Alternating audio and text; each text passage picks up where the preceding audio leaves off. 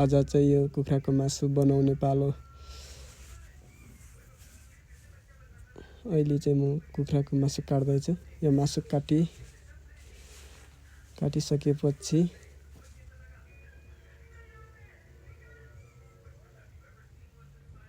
अब फेरि यो कुखुराको मासु काट्नु पर्यो।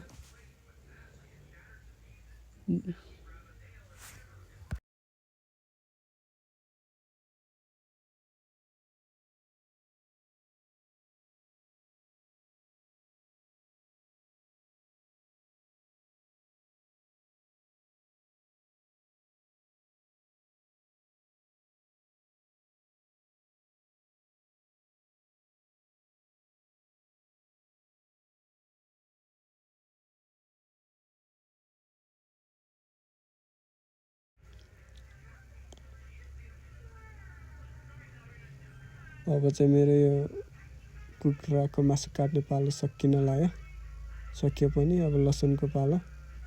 अहिले चाहिँ म यो लसुन काट्दैछु। जति सक्दो सानो पिस बनाऊ।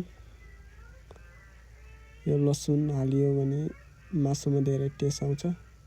अब प्याजको पालो। अहिले चाहिँ म प्याज काट्दैछु। प्याज काटेपछि अब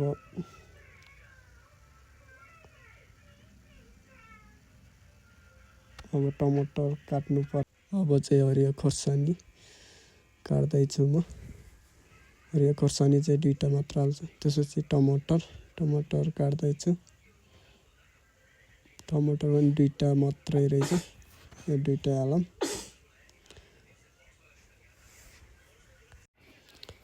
तेल अब मिठीमा डढा जस्तो त मासु हाल्दैछु म अहिले।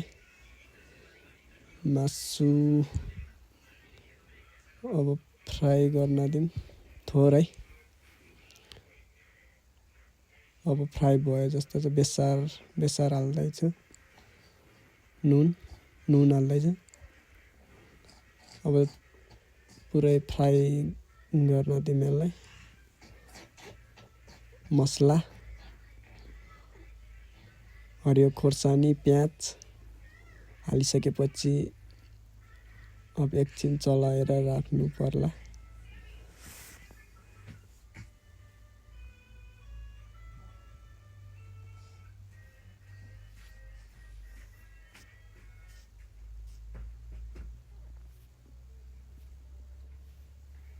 अब हरियो लसुन पनि हाल्नु पर्यो।